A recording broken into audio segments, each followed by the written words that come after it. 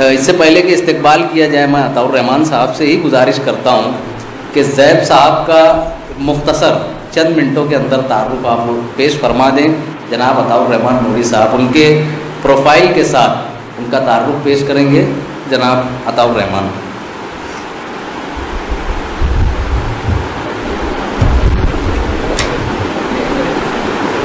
Sir Ahmednagar से belong करते हैं। सर की पैदाइश अहमदनगर ही में हुई है। सर ने चौथी मरतबा इस एग्ज़ाम को क्रैक किया है। 10वीं आपने कॉन्वेंट हाई स्कूल से 2008 में मुकम्मल की, जिसमें सर का परसेंटेज था 88%। 12 अहमदनगर कॉलेज से सर ने किया है 2010 में, जिसमें सर का परसेंट था 92। उसके बाद सर ने बीटेक किया है वीर माता जीजाबाई टेक्नोलॉजी इंस्टीट्यूट से 2014 में, जिसमें सर का जीपीए था 8.7। उसके बाद सर इस एग्ज़ाम की तैयारी के लिए मुंबई चले गए, जहाँ पर हज कमेटी के ज़ेर इंतज़ाम सर ने अपनी पढ़ाई को आगे बढ़ाया। और उसके बाद फिर सर दिल्ली की तरफ गामजन हुए, जहाँ पर जामिया में सर का एडमिशन हुआ और वहीं से सर ने मुकम्मल पढ़ाई करते हुए इमसाल सिलेक्शन हासिल किया है।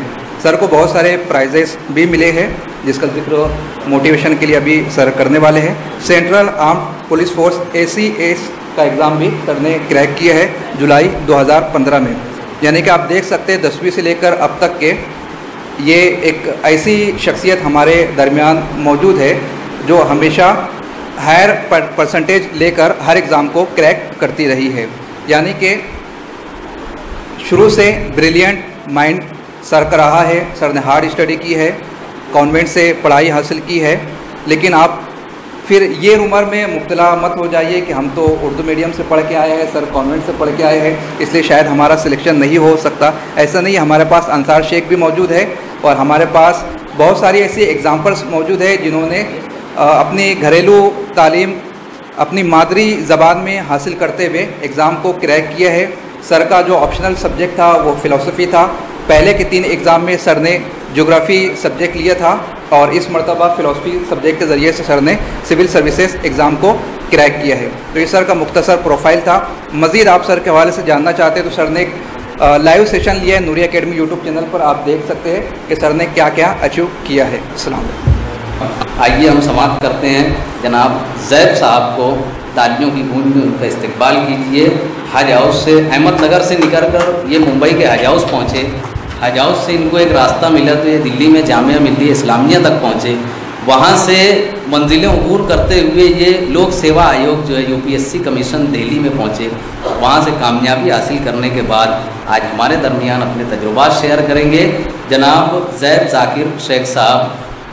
नहीं तेरा नशेमन, अल्लामा इकबाल के शेर से आवाज़ दूंगा। नहीं तेरा नशेमन कसर सुल्तानी के गुंबद पर, तो शाही है बसेरा कर पहाड़ों की चट्टानों पर। जनाब ज़ैब ज़ाकिर शेख साहब।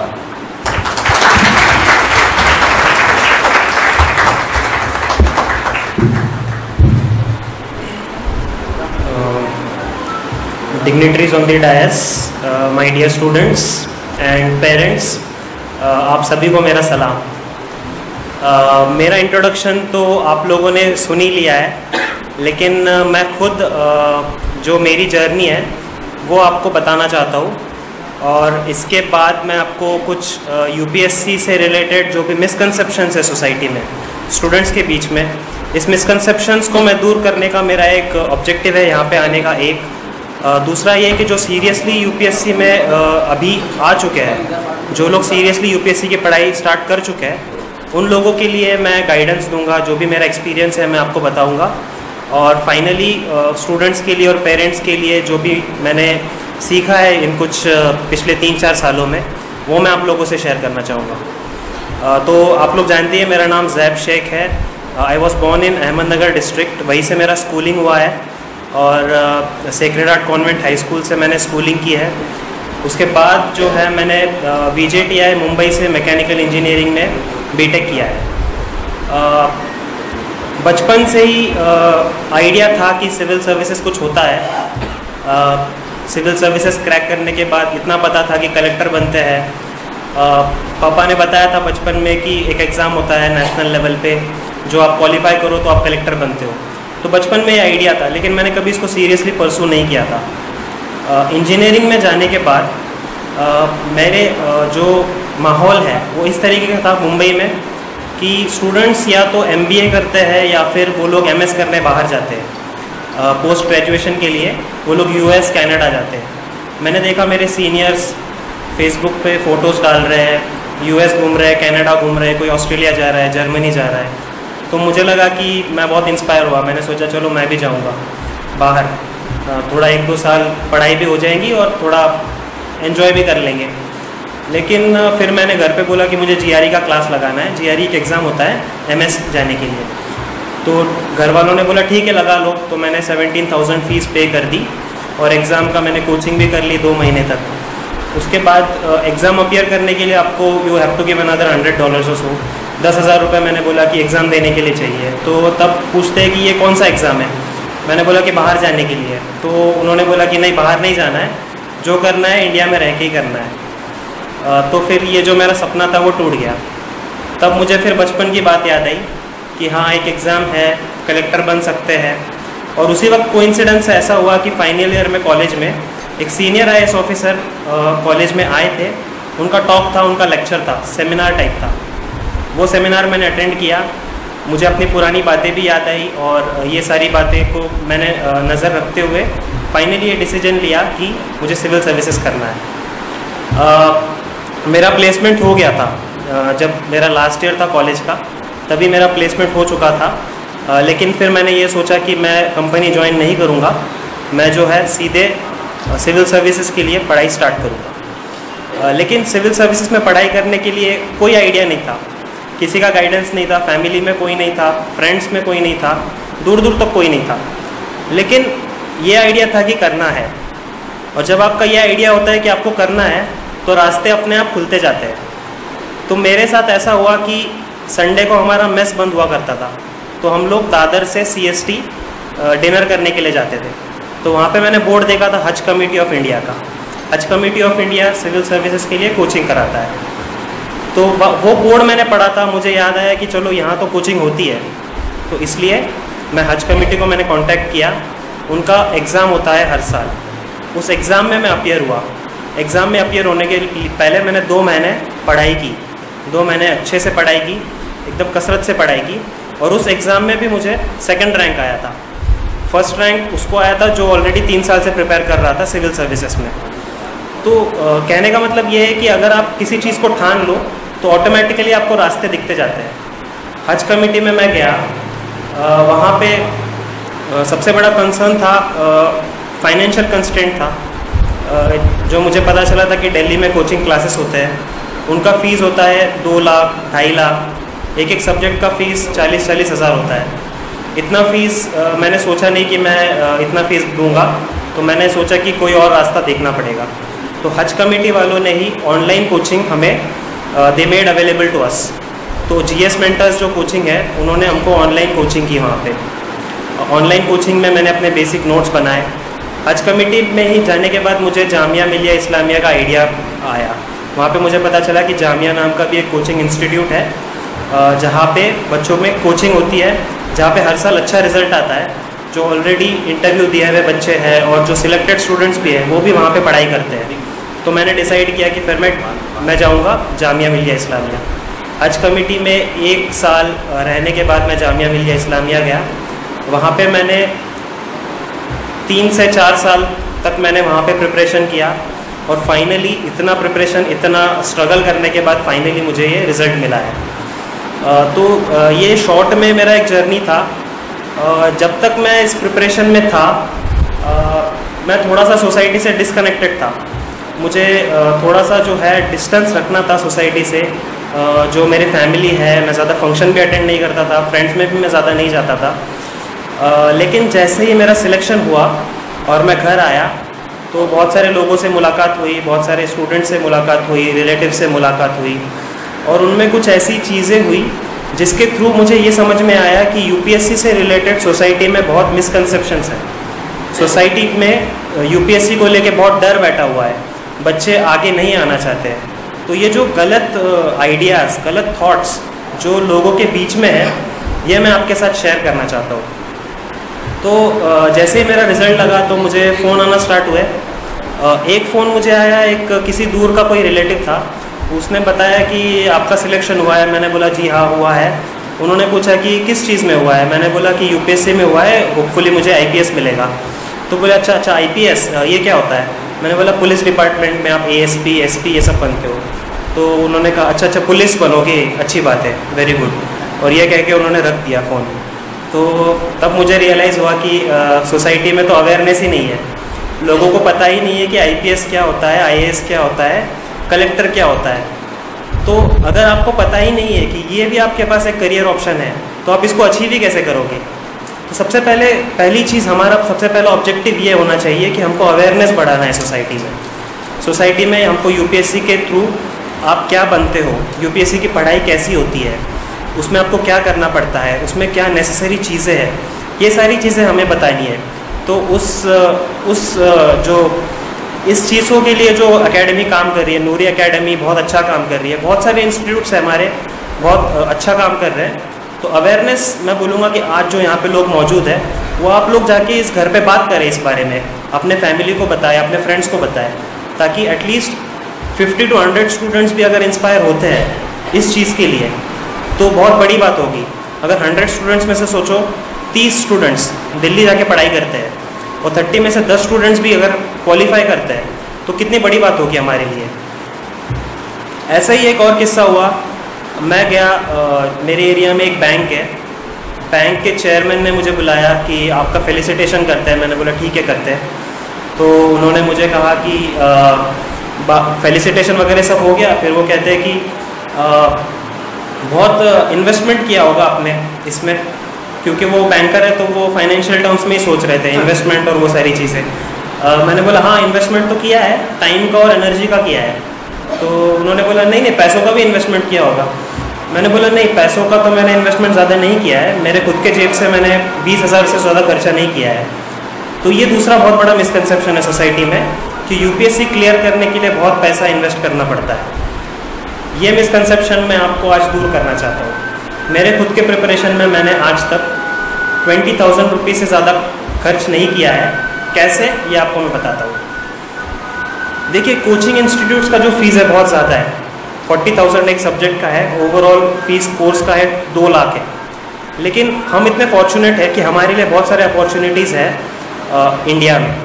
सबसे पहला हज कमेटी ऑफ इंडिया, वहाँ पे आप जाओ, आपको फ्री में सारी कोचिंग मिलेगी, आपको रहने की फैसिलिटीज़ मिलेगी, आपको लाइब्रेरी मिलेगी, आपको बुक्स मिलेंगे, आपको सारी चीज़ें मिलेगी, आपको ऑनलाइन कोचिंग मिलेगी, वही कोचिंग मिलेगी जो दिल्ली के करोल बाग में, मुखर्जी नगर में जो कमर्शियल इंस्टीट्यूट्स हैं, वही वाली कोचिंग आपको वहाँ पे मिलेगी। इतनी अच्छी कोचिंग आपको फ्री में मिल रही है, लेकिन हम लोगों को पता ही नहीं है। दूसरा जामिया मिलिया इस्लामिया, वहाँ पे आपको इतना अच्छा एटमॉस्फेयर मिलेगा, इतने अच्छे स्टूडेंट्स जो ऑलरेडी इंटरव्यू दे चुके हैं, जिनके साथ आप रह के ग्रुप डिस्कशन, ग्रुप स्टडी करोगे, बहुत सारी चीज़ें सीखने को मिलेगी, सब कुछ फ्री में। अगर आपको टेस्ट सीरीज़ ज्वाइन करना है, अगर आप चाहते हो कि प्रीलिम्स की कोई टेस्ट सीरीज़ ज्वाइन करना है आपको, या मेंस की टेस्ट सीरीज़ कोई ज्वाइन करना है, तो आप ज़कात फाउंडेशन के पास जाओ। ज़कात फाउंडेशन बस आपका नाम जानना चाहती है, आपके डिटेल्स, और ज़कात फाउंडेशन आपका पूरा जो टेस्ट सीरीज़ है वो स्पॉन्सर करेगी। मैंने मेंस की टेस्ट सीरीज़, मेरे ऑप्शनल सब्जेक्ट की टेस्ट सीरीज़, सब ज़कात फाउंडेशन के जो स्कॉलरशिप है उसके बेसिस पे ही मैंने सारी टेस्ट सीरीज़ की है। और यहाँ तक कि इंटरव्यू के लिए भी, जब आप इंटरव्यू में जाते हो तो आपको अपीयरेंस आपका उस तरीके से रखना होता है, आपको फॉर्मल ड्रेस चाहिए होता है, आपको सूट चाहिए होता है, शूज़ चाहिए होता है। तो इन छोटी छोटी चीज़ों तक के लिए हमारे पास स्कॉलरशिप देने के लिए लोग रेडी है। मुझे कर्नाटक के एक इंस्टीट्यूशन में, रहमानी फाउंडेशन ने, उन्होंने मुझे स्कॉलरशिप दी कि आप ये सारी चीज़ें खरीदो और आप इंटरव्यू में अपीयर हो जाओ। तो दूसरा जो बहुत बड़ा मिसकंसेप्शन है फाइनेंशियल कंस्ट्रेंट का, जो पैसों की बात है, वो भी गलत है। तो मुझे लगता है कि यहाँ पे कंस्ट्रेंट फाइनेंस का नहीं है, कंस्ट्रेंट हमारे दिमाग का है। जब तक दिमाग से ये चीज़ नहीं जाएंगी तब तक हम इसमें आगे नहीं बढ़ेंगे। ऐसे ही और कुछ चीज़ें हैं जो लोगों के दिमाग में गलत आइडियाज़ है यूपीएससी से रिलेटेड, वो और मैं कुछ चीज़ें क्लियर कर देता हूँ। रिज़ल्ट के बाद कुछ टाइम बाद मेरे एक जानने वाले हैं, वो घर पर आए और उन्होंने ये बोला कि तू तो बचपन से ही होशियार था, बहुत दिमाग लगाया तूने, तो मैंने बोला हाँ दिमाग तो लगाया है, लेकिन यहाँ से मुझे ये आइडिया आया कि लोगों का ये समझना है कि यूपीएससी में बहुत दिमाग चाहिए होता है, बहुत टैलेंटेड या बहुत इंटेलिजेंट बंदा चाहिए होता है। ये बिल्कुल गलत बात है। एक basic minimum level of intelligence अगर आपके पास है और अगर आप हार्ड वर्क करने के लिए रेडी हो तो आपको यूपीएससी क्लियर करने से कोई नहीं रोक सकता। बस आपको डेडिकेशन होना चाहिए और एक basic minimum level of intelligence. और जो भी ग्रेजुएट है, जिसने भी ग्रेजुएशन किया है, मेरा यह मानना है कि उसके पास वो बेसिक लेवल ऑफ इंटेलिजेंस है। बस हार्ड वर्क और सही डायरेक्शन में अगर आप हार्ड वर्क करो तो आप बिल्कुल यूपीएससी क्लियर कर सकते हो। ये एक चीज़ था। इसके अलावा बहुत सारे फ़ोन मुझे आए कि सर आपने तो इंग्लिश मीडियम से किया है, हम उर्दू मीडियम से कर सकते हैं क्या, या मराठी मीडियम से हम कर सकते हैं क्या। मैंने कहा क्यों नहीं कर सकते हो। और ऐसा भी नहीं है कि आप फर्स्ट हो गए वो करने के लिए। बहुत सारे हमारे पास ऑलरेडी एग्जांपल्स हैं जिन्होंने उर्दू मीडियम से क्वालिफाई किया है, उर्दू ऑप्शनल से क्वालिफाई किया है। नूर सिद्दीकी, सलमान शेख, इस साल भी 3 स्टूडेंट्स हैं जिन्होंने उर्दू ऑप्शनल से क्वालिफाई किया है। गौहर हसन, मोहम्मद हाशिम और शाहिद रज़ा खान। इन तीनों ने उर्दू ऑप्शनल के साथ यूपीएससी एग्ज़ाम क्वालिफाई किया है। देखिए यूपीएससी एक बहुत ही फेयर बॉडी है। यूपीएससी को आपके लैंग्वेज से कोई लेना देना नहीं है। यूपीएससी को आपका इंटेलिजेंस चाहिए, आपकी कॉम्पिटेंसी चाहिए। अगर आप डिस्ट्रिक्ट संभालने के काबिल हो तो आपका लैंग्वेज मैटर नहीं करता है। और जनरली जब हम एडमिनिस्ट्रेशन में जाते हैं तो हम कौन सा इंग्लिश में एडमिनिस्ट्रेशन चलाते हैं। एडमिनिस्ट्रेशन तो सब रीजनल लैंग्वेज में ही चलता है। बस आपको language should not act as a barrier, it should act as a facilitator. तो उर्दू हो या मराठी मीडियम हो, आप लैंग्वेज को एज अ बैरियर कंसिडर मत करो, लैंग्वेज को you consider as a facilitator. Language आपको, इनफैक्ट उर्दू तो मैं ये बोलूँगा कि आपको एक एडवांटेज देता है। उर्दू काफ़ी हद तक आपको एडवांटेज देता है यूपीएससी एग्ज़ाम क्लियर करने में, क्योंकि आपका क्वालिफाइंग पेपर भी वहाँ से क्लियर हो जाता है और आपके ऑप्शनल भी काफ़ी हद तक उसमें क्लियर हो जाता है। और क्योंकि उसमें सिलेबस कम है, जहाँ तक मेरा है, मैंने उसको पर्सनली स्टडी नहीं किया है, लेकिन जो मेरा फ्रेंड्स के साथ इंटरेक्शन है उसके बेसिस पर मैं बातें बता रहा हूँ। कुछ और मिसकंसेप्शंस जो सोसाइटी में चलते हैं यूपीएससी से रिलेटेड, मैंने जॉट डाउन करके रखा था क्योंकि मैं नहीं चाहता था कि कुछ भी आपको मिस कर जाऊँ। तो और भी कुछ चीज़ें हैं। हाँ, जनरली जैसे सिलेक्शन होने के बाद और भी मैं लोगों से मिला, तो एक लड़के ने मुझे ये पूछा कि आपका यूपीएससी में हुआ है। मैंने कहा हाँ यूपीएससी में मेरा सिलेक्शन हुआ है। तो वो कहने लगा कि अच्छा यूपीएससी तो अच्छा है लेकिन आप एमपीएससी ट्राई करो। तो फिर मैंने बोला कि ठीक है, मैं नेक्स्ट ईयर एमपीएससी ट्राई करूँगा। तो फिर लेकिन देखो ये है, हमको पता ही नहीं कि एग्ज़ाम कौन सा है, किसका क्या लेवल है और किसके लिए क्या रिक्वायरमेंट्स है। तो ये चीज़ें जानना बहुत ज़रूरी है। आपको ये नहीं है कि आपको बिल्कुल ही नॉलेज का एक वैक्यूम है। इंटरनेट पे आप जाओगे, एक सर्च करोगे, आपको सारी इन्फॉर्मेशन मिलेगी। यूपीएससी के वेबसाइट पे जाओगे, आपको सारी इन्फॉर्मेशन वहीं से मिल जाएगी।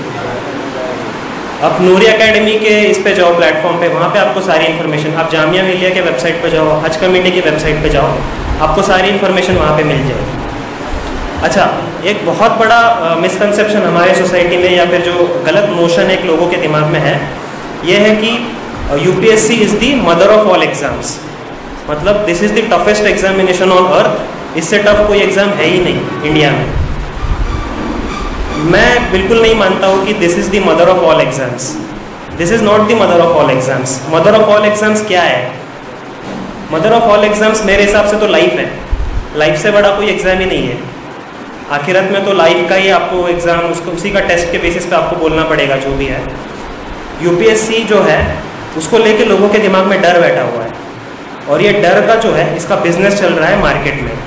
इसी के बेसिस पे लोग 2-2 लाख, 3-3 लाख, 5-5 लाख देने के लिए तैयार है। ये डर का बिजनेस है।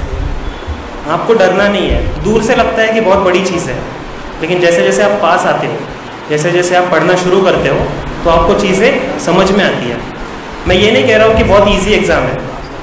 आपको इनपुट देना पड़ेगा, आपको हार्डवर्क करना पड़ेगा, लेकिन ये रॉकेट साइंस नहीं है। आपको इसमें आपका बहुत नॉलेज जो है एकदम हाई लेवल का होना चाहिए, ये नहीं है। आपका जो है इंटेलेक्चुअल कैपेबिलिटी, इंटेलेक्चुअल एक्यूमेंट जिसको बोलते हैं, वो बहुत हाई लेवल का। आईक्यू आपको बहुत हाई नहीं चाहिए। आपको बेसिक मिनिमम आईक्यू चाहिए, जिसके बेसिस पे हार्ड वर्क करके आप इस एग्ज़ाम को क्वालिफाई कर सकते हो। ये एक बात है। इसके अलावा ये है कि लोग बाहर जाने से डरते हैं। अहमदनगर में मैं कुछ लोगों से मिला, स्टूडेंट्स से मिला, उन्होंने बोला कि सर घर पे रह के नहीं पढ़ सकते हैं क्योंकि फैमिली अलाउ नहीं कर रही है, या हम घर के बाहर नहीं रहना चाहते हैं, बाहर खाना अच्छा नहीं मिलता है, बहुत सारी चीज़ें। तो मतलब थोड़ा तो सैक्रिफाइस आपको करना ही पड़ेगा। आप बाहर जाके रहोगे, बहुत सारी चीज़ें आपको पता चलेगी। ठीक है, आप घर पे रह के पढ़ाई करना चाहते हो, ठीक बात है, लेकिन आप ये सोचो डिफरेंस कितना होगा जब आप घर पे रह के पढ़ रहे हो और आप उन 50 कैंडिडेट्स के बीच में रह के आप पढ़ाई कर रहे हो, जो लोग कंटिन्यूसली 24 घंटा उनके दिमाग में यही चल रहा है कि मुझे IAS बनना है, मुझे IPS बनना है। उन 50 कैंडिडेट्स के बीच में आप बैठे हो, आप लाइब्रेरी में उनके साथ हो, आप रूम में उनके साथ हो, आप मेस में उनके साथ हो, तो आपको कितना मोटिवेशन मिलेगा, कितना पॉजिटिव एनर्जी मिलेगा। इस पॉजिटिव एनर्जी में, इस कॉम्पिटिटिव एनवायरनमेंट में आप कितना अच्छा परफॉर्म कर पाओगे, आपकी एफिशिएंसी, आपकी प्रोडक्टिविटी कितनी हाई होगी, ये बातों को आप सोचो। तो इसलिए मैं बोलूँगा कि जो एक इनर्शिया है कि मैं अपने शहर से बाहर नहीं जाऊँगा, मुंबई बहुत दूर है, दिल्ली बहुत दूर है, ये जो है ये गलत बातें आप लोग अपने दिमाग से हटाओ और ये बैरियर इसको मत आने दो। आप लोग मुंबई जाओ, आप लोग दिल्ली जाओ, बहुत सारे फैसिलिटीज़ है, बहुत सारे इंस्टीट्यूट्स है जो इस डायरेक्शन में काम कर रहे हैं। स्टूडेंट्स का जनरली ये होता है कि मैं जो है वो घर पे रहना चाहता हूँ क्योंकि अगर मैं बाहर जाऊँगा तो एक तो एक्सपेंडिचर बहुत ज़्यादा होगा, रूम वूम लेना पड़ेगा और बहुत सारे जो मेस का जो एक्सपेंडिचर है, बहुत सारी चीज़ें। एक्सपेंडिचर वाला पॉइंट तो मैंने आपको ऑलरेडी नेगेट कर दिया है, एक्सपेंडिचर इसमें है नहीं, आपको सारी फैसिलिटीज़ फ्री में मिलेगी। बस ये है कि आपको उस इंस्टीट्यूट का एग्ज़ाम क्वालिफाई करना पड़ेगा, जामिया मिलिया इस्लामिया का इंस्टीट्यूट का एग्ज़ाम आपको क्वालिफाई करना पड़ेगा। तो 2 महीने की प्रिपरेशन में आपको क्वालिफाई कर सकते हो। बेसिक बुक्स आपको पढ़ने होंगे। इसके अलावा कुछ और चीज़ें हैं जो मैं आप लोगों को बताना चाहूँगा। अभी तक जो मैंने बताने की कोशिश की वो उन स्टूडेंट्स के लिए जो सोच रहे हैं कि हम करें या ना करें, जो लोग बाउंड्री लाइन पे हैं। तो मैं उन लोगों के लिए उन लोगों के दिमाग में जो हिंड्रेंसेस है, जो ऑब्स्टेकल्स है, उसको निकालने के लिए मैंने जो कुछ भी बोला है वो बोला है। अभी जो लोग ऑलरेडी अपना डिसीजन बना चुके हैं कि हमको UPSC करना है, UPSC की पढ़ाई हम लोगों को करनी है, तो उन लोगों के लिए मैं कुछ बातें बोलना चाहूँगा, स्टूडेंट्स के लिए, दोनों लेवल पे, प्रैक्टिकल लेवल पे भी और मेंटल लेवल पे भी। मेंटल लेवल पे अगर आप सोचो, अगर आप देखोगे तो कुछ बेसिक क्वालिटीज़ है जो किसी भी कॉम्पिटिटिव एग्जाम में आपको चाहिए होगी। आप कोई भी कॉम्पिटिटिव एग्जाम ले लो, यहाँ तक कि आप 12th का भी एग्जाम ले लो या 10th का भी एग्जाम ले लो या फिर UPSC ले लो, ये बेसिक क्वालिटी आपके पास होनी चाहिए। सबसे पहली चीज़ है हार्ड वर्क। अब ये हार्ड वर्क ये वर्ड इतना यूज़ हुआ है और इतना अब्यूज़ हुआ है कि इसका मीनिंग खत्म हुआ है, ये क्लीशेड हो गया है। अब मैं हार्ड वर्क बोल रहा हूँ तो आपको कोई फ़र्क नहीं पड़ रहा है कि हार्ड वर्क हाँ करेंगे, लेकिन हार्ड वर्क का जो डेप्थ है उसमें जाओ। असली हार्ड वर्क क्या है, आपको किस लेवल का काम करना पड़ेगा। जनरली बोला जाता है कि hard work, there is no substitute to hard work, और ये सही बात है, उसको कोई सब्सटीट्यूट नहीं है, आप शॉर्टकट नहीं ले सकते हो, आपको हार्ड वर्क करना ही होगा। और हार्ड वर्क वो होता है जैसे आप बैठे हो पढ़ने के लिए, आपका मन कर रहा है कि मैं बाहर जाके खेल लूँ या कुछ भी, कोई भी, बहुत सारे आपको डिस्ट्रैक्शंस होते हैं, सोशल मीडिया देख लूँ, TV देख लूँ, बहुत सारे होते हैं, मूवी देख लूँ। तो उसको रेजिस्ट करते हुए जो आपका गोल है, जो आपका टारगेट है, उसके तरफ बढ़ना और उसमें लगातार मेहनत के साथ consistently day in and day out आपको 8-10 घंटे देना, this is called as hard work. मुझे अभी भी याद है जब मेरा फर्स्ट अटेम्प्ट था 2015 में, जब मैं हज कमेटी में था, वहाँ पे मुझे याद है कि मैं दिन में सिर्फ उतना ही टाइम मैं देता था जितना नींद के लिए, अराउंड 6 to 7 आवर्स, खाने के लिए 15 से 20 मिनट और नमाज के लिए। इसके अलावा जितना टाइम था मेरा सारा पढ़ने में जाता था। तो मेरा ये टारगेट नहीं था कि मैं डेली 10 से 12 घंटा पढ़ूंगा या 13 घंटे या फिर 10 घंटे पढ़ूंगा। मेरा ये टारगेट था कि जो भी टाइम मिलेगा मैं पढ़ूंगा और जो नेसेसरी चीज़ है वो करूंगा, बाकी सारा टाइम पढ़ूंगा। ऑब्वियसली जैसे आप नेक्स्ट ईयर, सेकेंड ईयर करते हो, थर्ड ईयर में उतना एंथुसियाज्म नहीं रहता है, लेकिन जो इनिशियल पीरियड होता है, जो स्टार्ट का पीरियड होता है, उसमें आपके अंदर बहुत पैशन होता है, बहुत जोश होता है। तो मैं ये बोलूँगा कि आप उसको कैपिटलाइज करो, आप उसको हाथ से जाने मत दो। जैसे ही जो इनिशियल 6 महीने या 8 महीने या 10 महीने का जो पीरियड है, उसमें जो पैशन होता है वो अनमैचेबल होता है। वो जो एक्सपीरियंस्ड प्लेयर है जो 2-3 साल से यूपीएससी प्रिपेयर कर रहा है, वो भी आपको मैच नहीं कर पाएगा। तो उसको आप चैनलाइज करो, that is your real hard work. दूसरा बहुत इंपॉर्टेंट चीज़ है, हार्ड वर्क के साथ साथ स्मार्ट वर्क। हार्ड वर्क के साथ साथ आपको सही डायरेक्शन में हार्ड वर्क करना बहुत ज़रूरी है। बहुत सारे लोग ये हार्ड वर्क करने के लिए रेडी है। दिल्ली में करोल बाग नाम का एरिया है। करोल बाग में अराउंड लाखों स्टूडेंट्स रहते हैं, यूपीएससी की प्रिपरेशन कर रहे हैं, लेकिन कितने लोग क्लियर कर रहे हैं? इस साल 750 नहीं, पिछले साल 1100 के आसपास, नेक्स्ट ईयर 800 कुछ सीट्स है, इतने ही लोग क्वालिफाई करेंगे।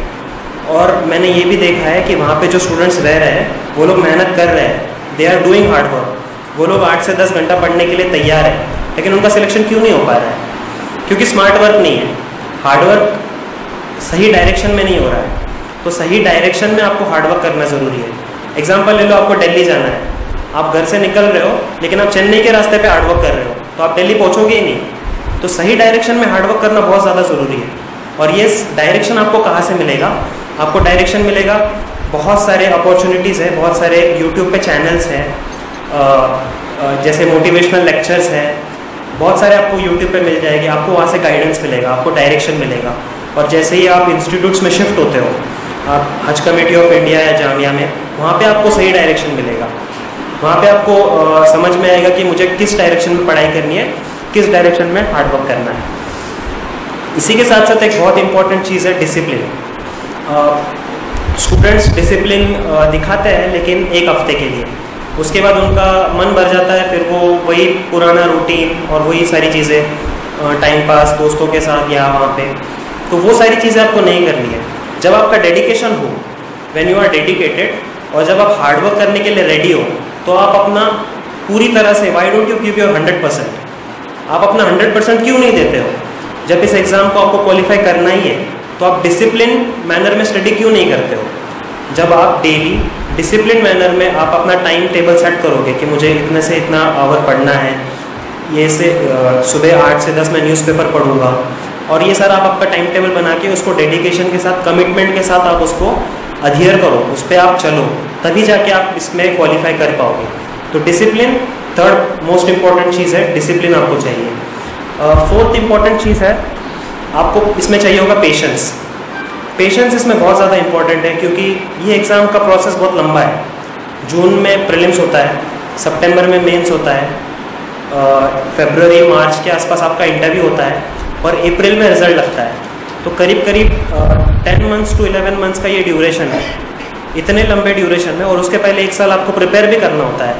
तो 2 साल का ये लंबा ड्यूरेशन है, इसमें आपको बहुत बार फील होगा कि आप बहुत लो फील करोगे, बहुत सारे अप्स एंड डाउन्स आएंगे, आपको अंदर से बहुत हॉलो फील होगा कि आपको लगेगा कि छोड़ देते हैं, सब कुछ छोड़ के चले जाते हैं, कुछ और कर लेंगे या कुछ पढ़ाई कर लेंगे। लेकिन यही मोमेंट है जब आपका असली कैरेक्टर टेस्ट होता है। That is the time when your real character is tested.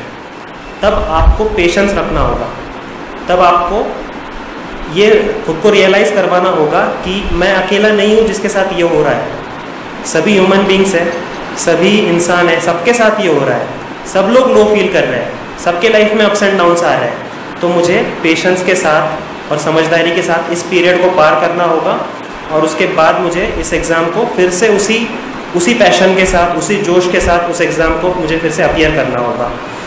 तो जैसे जब आप लो फील करो एग्ज़ाम के प्रिपरेशन में या किसी ड्यूरेशन में, तब आप थोड़ा ब्रेक ले लो, हाफ डे का, 1 डे का, आप बाहर जाओ, लोगों से इंटरेक्ट करो, फ्रेंड्स के साथ टाइम स्पेंड करो। बहुत सारे एक्टिविटीज़ है जो भी आपको फ्रेश करेगा, वो सारी एक्टिविटीज़ आप करो। तो अप्स एंड डाउन्स को आपको मैनेज करना होगा इस एग्ज़ाम में, इस साइकिल में। जैसे कि मैंने बताया कि इस एग्ज़ाम में 3 स्टेजेस है, प्रीलिम्स, मेंस और इंटरव्यू। अब तीनों के लिए जो स्किल सेट जो रिक्वायर्ड है वो बहुत ही अलग तरीके का स्किल सेट आपको चाहिए होता है। Prelims objective type of test है, उसमें आपका नॉलेज बेस बहुत वाइड होना चाहिए, उसमें आपको बहुत सारी फैक्ट्स पता होना चाहिए, बहुत सारा स्कीम्स, गवर्नमेंट के स्कीम्स पता होने चाहिए। तो आपको डाइवर्सिफाइड रीडिंग चाहिए, आपको डेप्थ नहीं चाहिए। और लेकिन मेंस जो है वो सब्जेक्टिव है, तो उसमें आपको आंसर राइटिंग प्रैक्टिस चाहिए। आंसर राइटिंग प्रैक्टिस यानी कि डेली आपको एटलीस्ट 1 to 2 आवर्स लिखना होगा। एग्ज़ाम जब होता है मेंस एग्ज़ाम, मेन एग्ज़ाम में डेली 2 पेपर होते हैं। एक पेपर 3 घंटे का होता है, सुबह 10 से 1 बजे तक एक पेपर होता है, शाम में 2:30 to 5:30 दूसरा पेपर होता है। तो 6 घंटे बस आपको लिखने की प्रैक्टिस करनी है, बस आपको 6 घंटे डेली लिखना है एक दिन में। और सिर्फ लिखना नहीं है, आपको रेलेवेंट कंटेंट लिखना है, जो एग्जामिनर को चाहिए वो लिखना है। तो ये बहुत ही रिगरस प्रोसेस है, तो इसको मिमिक करना, इसको अपने प्रिपरेशन के टाइम पे इसको आपको प्रैक्टिस करना बहुत ज़्यादा इंपॉर्टेंट होता है। बहुत सारे बच्चे, बहुत सारे स्टूडेंट्स मैंने देखे बहुत पढ़ाई करते हैं, बहुत नॉलेज है, इनफैक्ट मैं ऐसे लोगों को जानता हूँ मुझसे बहुत ज़्यादा नॉलेजेबल है, लेकिन नहीं हो रहा है। क्यों नहीं हो रहा है? क्योंकि एग्ज़ाम में जो रिक्वायर्ड है वो नहीं कर रहे। आप एग्ज़ाम में 3 घंटे बैठ के जो करोगे वो आप यहाँ करो, तब जाके आप क्वालिफाई होगे, तब जाके आप सक्सेसफुल होगे। आप यहाँ पे बस पढ़ रहे हो लेकिन लिख नहीं रहे हो। 3 घंटा 6 घंटा आपको जाके वहाँ पे लिखना है, तो जब तक आप लिखोगे नहीं तब तक इट्स वेरी डिफ़िकल्ट। जो स्टूडेंट्स ने डिसाइड कर लिया है कि उनको यूपीएससी करना है, उनके लिए 2-3 बातें मैं बताऊंगा कि सबसे इम्पॉर्टेंट है सिलेबस। सिलेबस हमारे लिए, सिलेबस और previous year question papers, syllabus और प्रीवियस ईयर क्वेश्चन पेपर हमारे लिए एक रिलीजियस बुक की तरह हो जाना चाहिए। सबसे पहले तो जिन्हें यूपीएससी का प्रिपरेशन करना है, सबसे पहले नेट पे जाके आप सिलेबस डाउनलोड करो, उसको प्रिंट करो और अपने स्टडी टेबल के सामने उसको चिपका दो, और उसको डेली आपको 2 से 3 बार देखना है दिन में आपको, क्योंकि आपको बहुत सारी चीज़ें ऐसी दिखेंगी न्यूज़पेपर में, आप कंफ्यूज हो जाओगे, इसको पढ़ना है, इसको नहीं पढ़ना है, इसको स्किप करूँ, इसको ना करूँ, कंफ्यूज हो जाओगे। तो ये आपको कैसे पता चलेगा कि क्या पढ़ना है और क्या स्किप करना है? तो ये आपको पता चलेगा on the basis of previous year question papers as well as syllabus. अगर आप यूपीएससी का क्वेश्चन पेपर उठा के देख लो प्रीवियस 5 ईयर्स का, तो उसमें आप देखो कि एक भी क्वेश्चन ऐसा नहीं है जो सिलेबस के टॉपिक से बाहर से आया है। स्टूडेंट्स जो फर्स्ट स्टेप है वही नहीं करते हैं, उनको सिलेबस नहीं पता होता है और वो बुक्स के बुक्स पढ़ लेते हैं, 5-5, 6-6 बुक्स पढ़ लेते हैं वो लोग, उसको रट लेते हैं, लेकिन उनको सिलेबस पता नहीं है। तो आप सबसे पहले सिलेबस रटो, सिलेबस को मेमोराइज कर लो, सिलेबस का एक एक पॉइंट आपको पता होना चाहिए। तो सिलेबस छोटा नहीं है, बड़ा है, 4 पेज, एक A4 साइज़ के 4 पेजेस का आपका पूरा सिलेबस आ जाएगा। सिलेबस का एक एक पॉइंट जब आपको पता होगा तब आपके लिए बहुत ईजी हो जाएगा ये डिसाइड करना कि क्या पढ़ना है और क्या स्किप करना है। उसमें आपका जो काम है बहुत आसान हो जाएगा। ठीक है, ये फर्स्ट। दूसरी चीज़ है, बहुत इंपॉर्टेंट है न्यूज़पेपर। बहुत सारे लोग रिलाय करते हैं, जो कोचिंग इंस्टीट्यूट्स है वो हर महीने मैगजीन्स पब्लिश करते हैं, तो मैगजीन्स पढ़ने पे रिलाई करते हैं कि वो लोग सोचते हैं कि वो लोग ऑलरेडी मैगजीन बना रहे हैं, वो लोग करंट अफेयर्स का कंटेंट हमको दे रहे हैं, तो हम क्यों न्यूज़पेपर पढ़ें। लेकिन मैं आपको बता दूं कि न्यूज़पेपर जो नहीं पढ़ेगा उसका सिलेक्शन मुश्किल है, क्योंकि न्यूज़पेपर से जो आपकी अंडरस्टैंडिंग बनती है, जब आप एडिटोरियल्स पढ़ते हो, जब आप कॉलम पढ़ते हो, जब आप अच्छे अच्छे राइटर्स के आप आर्टिकल्स पढ़ते हो, तब आपका जो अंडरस्टैंडिंग बनता है, जो आपका माइंड ओपन होता है, वो आपको करंट अफेयर्स के कोचिंग मटेरियल से नहीं मिलेगा। तो न्यूज़पेपर, जो लोग ये सोच भी रहे कि हमें यूपीएससी करना है, कहीं ना कहीं वो बाउंड्री पे है, बॉर्डर पे, करें ना करें, तो उन लोगों के लिए मैं एडवाइस करूँगा कि आप एटलीस्ट न्यूज़पेपर पढ़ना स्टार्ट कर दो आज से। और न्यूज़पेपर कौन सा पढ़ोगे? द इंडियन एक्सप्रेस या द हिंदू, ये न्यूज़पेपर आपको डेली पढ़ना है इंग्लिश मीडियम के लिए।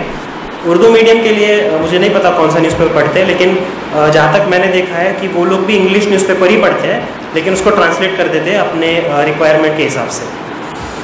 तीसरी चीज़ है, बहुत इंपॉर्टेंट है, रिविज़न। मेरा एक्सपीरियंस ये रहा है कि जब भी मैंने देखा है स्टूडेंट्स एक ही चीज़ को 3-3, 4-4 टेक्स्ट बुक से पढ़ लेते हैं, बहुत सारे डाइवर्सिफाइड टेक्स्ट बुक्स पढ़ेंगे। मेरा ये मानना है कि आप एक ही टेक्स्ट बुक पढ़ो, उसको 10 बार पढ़ो। रिवीजन बहुत ज़्यादा इंपॉर्टेंट है, क्योंकि प्रीलिम्स एग्जाम में जब आप जाओगे, जब आपके सामने क्वेश्चन होगा और 4 ऑप्शंस होंगे, तब आप कंफ्यूज हो जाओगे कि ये ऑप्शन करेक्ट है या ये ऑप्शन करेक्ट है। आप 50-50 में रह जाओगे, और उसी में बहुत लोगों का 1 मार्क से, मैंने ये भी देखा है 0.33 मार्क्स से 2 नहीं 3 बार लोगों का प्रीलिम्स क्वालिफाई नहीं हुआ है। और प्रीलिम्स से जब क्वालिफाई नहीं होता है तो आप मेंस में अपीयर ही नहीं करोगे, इंटरव्यू दूर की बात है, सिलेक्शन तो है ही नहीं पॉसिबल। तो आप प्रीलिम्स आपको क्वालिफाई करने के लिए रिवीजन बहुत ज़रूरी है। आप एक ही टेक्स्ट बुक को बार बार पढ़ो, रिवीजन करो उसको। जैसे फॉर एग्जांपल मैं आपको देता हूँ लक्ष्मीकांत, पॉलिटी के लिए सब लोग लक्ष्मीकांत पढ़ते हैं। लक्ष्मीकांत एक टेक्स्ट बुक है पॉलिटी के लिए, सब लोग पढ़ते हैं वो। तो उसको मैंने 10 बार पढ़ा है, उसको मैंने 10 बार पढ़ा है अभी तक। फर्स्ट अटेम्प्ट में मैंने उसको 6 से 7 बार पढ़ लिया था और हर बार मैं उसको 2-3 बार पढ़ता हूँ। तो एक ही बुक बार बार पढ़ना है आपको, ये नहीं कि लक्ष्मीकांत भी पढ़ ली, उसको करने दें। आप उसके सामने कंस्ट्रेंट्स ना पैदा करें, बल्कि आप उसको सपोर्ट करें। मैंने देखा है कि पेरेंट्स ये बोलते हैं कि आप घर पे रह के ही पढ़ लो, या फिर वो कहते हैं कि कोई और जॉब कर लो, यूपीएससी तो हमारे बस की नहीं है, या फिर इसमें बहुत टाइम लगता है। तो ये सारी चीज़ें, तो पेरेंट्स को मेरा ये एडवाइस है कि आप अपने बच्चों पे सबसे पहले तो ट्रस्ट कीजिए। बच्चों को मेंटल सपोर्ट नहीं देंगे तो बहुत ही टफ टाइम होता है, जब आप क्वालिफाई नहीं कर पाते हो तो आपको पेरेंट्स का सपोर्ट बहुत ज़रूरी होता है। तो पेरेंट्स को मेरा ये एडवाइस है कि आप अपने बच्चों को मॉरल और मेंटल सपोर्ट दो। 1 साल, 2 साल, 3 साल आप उनको मौका दो इस एग्ज़ाम में अपीयर होने का। और अगर आप जैसे मैं जामिया में रहता हूँ, जामिया में अगर आप देखोगे तो बहुत सारे बच्चे हैं जो 5th अटेम्प्ट में क्वालिफाई किए, 7th अटेम्प्ट में क्वालिफाई किए। तो 7 साल उन्होंने लगातार मेहनत की है और तब जाके उन्होंने क्वालिफाई किया है। ऐसे भी स्टूडेंट्स हैं जो फर्स्ट अटेम्प्ट में क्वालिफाई किए, जो पहली बार क्वालिफाई कर गए, जो सेकंड अटेम्प्ट में क्वालिफाई किए। तो ये बोलने का मतलब ये है कि आपको टाइम देना पड़ेगा। आपका फर्स्ट अटेम्प्ट में हो सकता है, लेकिन 5th अटेम्प्ट में भी हो सकता है। कल किसी का एक्सक्लूसिव नहीं होता है, सब लोग अपने अपने लेवल पे स्ट्रगल कर रहे हैं। तो किसी के स्ट्रगल को ग्लोरीफाई करना, उन चीज़ों में मैं बिलीव नहीं रखता हूँ, लेकिन स्ट्रगल तो किया ही है, हर एक करता है स्ट्रगल अपने लाइफ में। लेकिन 4th अटेम्प्ट में ऐसा क्या था? तो मुझे लगता है कि कहीं ना कहीं एक बिलीफ का फैक्टर होता है, कहीं ना कहीं एक in the depth of your heart आपको लगता है कि इस बार मेरा वही होता है। अगर आप ये सोचो कि मेरे साथ नेगेटिव होगा, मेरा सिलेक्शन नहीं होगा, मेरा कल का दिन बहुत ख़राब होगा, मेरा किसी से लड़ाई होगा, तो वही होगा। और अगर आप ये सोचो कि मेरा सिलेक्शन इस साल होने ही वाला है, तो ऑटोमेटिकली पॉजिटिव एनर्जी जनरेट होती है, ऑटोमेटिकली आपका सराउंडिंग